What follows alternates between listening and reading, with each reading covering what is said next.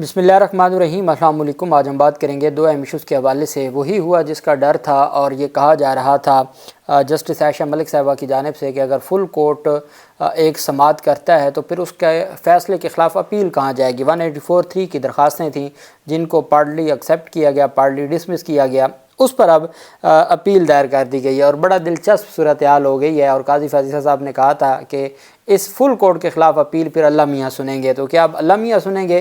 दरख्वास्तें दायर हो चुकी हैं और उसकी मुकम्मल दरख्वास्त का जो मतन है वो मैं आपके साथ शेयर करूँगा।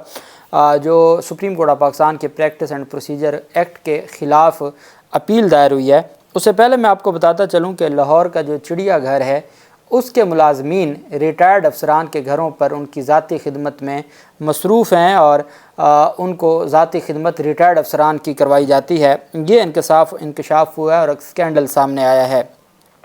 लाहौर चिड़ियाघर को जहां एक तरफ मुलाजमीन की कमी का सामना है, वहीं मुलाजमीन की बड़ी तादाद चिड़ियाघर में काम करने की बजाय दीगर सरकारी दफातर और रिटायर्ड अफसरान के घरों में काम कर रही है। लेकिन ये मुलाजमीन तनख्वाहें चिड़ियाघर से ही वसूल करते हैं। चिड़ियाघर के मुलाजमीन की एक बड़ी तादाद कई बरसों से चिड़ियाघर से गैर हाजिर है, लेकिन उन्हें बाकायदगी से तनख्वाहें अदा की जाती हैं। अब आप सुनते जाइएगा। चिड़ियाघर के ज़राए चिड़ियाघर रिपोर्ट के मुताबिक, इंक्वायरी रिपोर्ट के मुताबिक 29 मुलाजमीन कई बरसों से तनख्वाहें ले रहे हैं, लेकिन वो चिड़ियाघर में ड्यूटी देने की बजाय सेक्रेटरी जंगलात व जंगली हयात पंजाब और डायरेक्टोरेट जनरल ऑफिस समेत मुख्तलिफ हाजिर सर्विस और रिटायर्ड अफसरान के घरों में काम करते हैं। सेक्रेटरी जंगलात व जंगली हयात पंजाब ने चंद रोज़ कबल महकमा जंगलात, फ़िशरीज़ और वाइल्ड लाइफ के तमाम ऐसे मुलाजमीन को वापस अपने महकमों को रिपोर्ट करने की हदायत की थी जो अपने दफातर में काम करने की बजाय दूसरी जगहों पर काम कर रहे थे। जहां उनको आसान लगता है वो वहां काम करते हैं वो, और तनख्वाहें वो चिड़ियाघर के कोटे से ले रहे थे। सेक्रेटरी की हदायत पर महकमा जंगलात और फ़िशरीज़ का अमला तो वापस अपने महकमों में आ गया, लेकिन लाहौर चिड़ियाघर का अमला जिस दिन वापस आया उसी रोज़ डीजी वाइल्ड लाइफ की हदायत पर उन्हें उन्हीं जगहों पर वापस चला गया। डीजी वाइल्ड लाइफ ने उनको दोबारा उन्हीं घरों में, जहां वो रिटायर्ड अफसरान या हाज़र सर्विस अफसरान के घरों में खिदमात सर अंजाम दे रहे थे, एक दिन के लिए वो अमला आया और फिर वाइल्ड लाइफ के डीजी ने उनको दोबारा वापस भेज दिया जहाँ वो कई बरसों से पहले ही ड्यूटी सर अंजाम दे रहे थे। लाहौर चिड़ियाघर में मुलाजमीन की तादाद 176, जबकि डेली वेजेस मुलाजमीन को शामिल करके 200 से ज़्यादा मुलाजिम काम कर रहे हैं।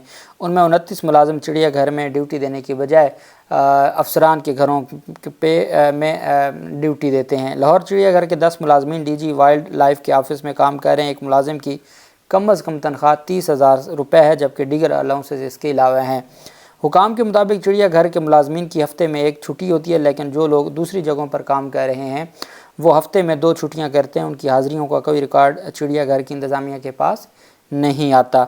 चिड़ियाघर से तनख्वाह लेने वाले मुलाजमीन दूसरी जगहों पर काम क्यों कर रहे हैं, इस हवाले से लाहौर चिड़ियाघर और डीजी वाइल्ड लाइफ अभी तक कोई जवाब नहीं दे सके इंक्वायरी कमेटी को। ताहम सेक्रेटरी जंगलात व जंगली हयात पंजाब मुदस्सर वहीद ने कहा है कि उन्होंने ऐसे तमाम मुलाजमीन को वापस अपने महकमों को रिपोर्ट करने की हदायत दी हैं।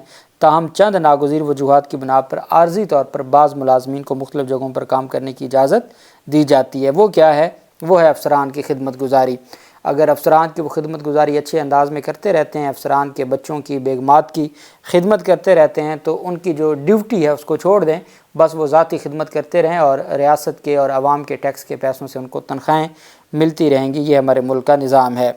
दूसरी जानिब सुप्रीम कोर्ट ऑफ पाकिस्तान में अपील दायर हुई है और ये मामला बड़ा दिलचस्प हो गया है। आप जानते हैं कि 4 दिन तक फुल कोर्ट चलती रही और फुल कोर्ट लाइव उसकी स्ट्रीमिंग होती रही, और अब मामला उस फुल कोर्ट के फ़ैसले में बार बार आयशा मलिक साहिबा का, जस्टिस मुनीब अख्तर साहिब का, जो भी आइन को जानते हैं उनकी जानिब से बार बार ये इस्तदा की जा रही थी कि ये बताया जाए कि अगर अपील की गई फुल कोर्ट के ख़िलाफ़, चूँकि ये भी 184(3) की है, तो 184(3) के ख़िलाफ़ अपील कहाँ जाएगी, इसका जवाब किसी के पास नहीं था। और चीफ़ जस्टिस काजी फाजिल साहब भी फरमा देते थे, मंसूर अली शाह साहब ने भी फरमाया कि फुल कोर्ट के ख़िलाफ़ अपील नहीं होती।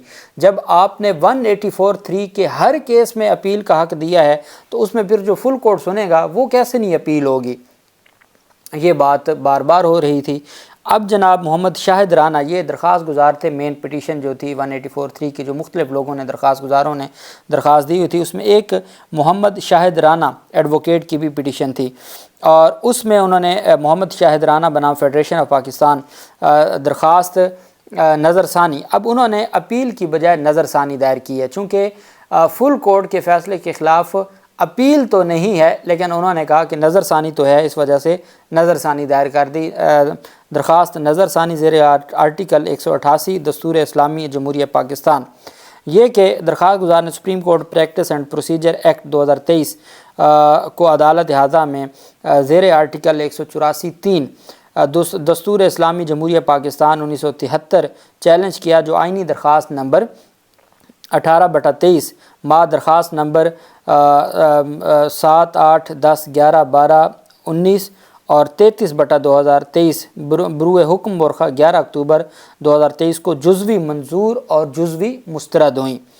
یہ کہ حکم برخہ 11 اکتوبر 2023 کے پیراگراف 2 کے ذیلی پیراگراف نمبر 1 میں 1 اور 2 مندرجہ ذیل وجوہات کی بنیاد پر قابل نظر ثانی ہیں۔ پہلی وجوہات یہ کہ ریاست کی 3 قوتوں یعنی مقننہ، عدلیہ اور انتظامیہ میں اختیارات کی تقسیم کا نظریہ جو جمہور کی حکومت یعنی عوام کی حکومت کی روح گردانا جاتا ہے اور بین الاقوامی طور پر تسلیم شدہ ہے، دستور کا دیباچہ جو آرٹیکل 2A کے مطابق آئین کا حصہ بن چکا ہے اور وہ عدلیہ کی خود مختاری کا کامل تحفظ دیتا ہے، دستور پاکستان آرٹیکل 191 کے تحت پریکٹس اور پروسیجر کے قاعدے بنانے کا اختیار سپریم کورٹ کو تفویض کرتا ہے، مگر متنازع ایکٹ مقننہ سپریم کورٹ کو حکم دے رہی ہے کہ وہ اپنے بنائے ہوئے رولز پر نہیں بلکہ مقننہ کے بنائے ہوئے قانون پر عمل درآمد کریں۔ حکم برخہ 11 اکتوبر 2023 کی نظر ثانی نہ کی گئی تو آئندہ مقننہ کو سپریم کورٹ کے رولز بنانے میں مداخلت کا ہمیشہ کے لیے اختیار مل جائے گا۔ یہ کہ اس فیصلے کے برقرار رہنے سے سپریم کورٹ کا اپنے حصے کا کام خود کرنے کی بجائے آئندہ مقننہ سے انتظامی احکامات لینے کی روایت بن جائے گی۔ اردو میں یہ پٹیشن دائر کی گئی ہے۔ اس فیصلے سے سپریم کورٹ نے اپنے انتظامی اختیارات جو وہ عدل کے حصول کے لیے استعمال کرتی ہے وہ کلی یا جزوی طور پر مقننہ کو تفویض کر دیا۔ مقننہ کہتے ہیں لیجسلیشن کو، جو پارلیمنٹ ہے۔ آئین اس کی اجازت نہ دیتا ہے۔ یہ کہ دستور پاکستان آرٹیکل 184(3) کے تحت دیے گئے فیصلے کی داد رسی بذریعہ نظر ثانی آرٹیکل 188 میں تفویض ہے۔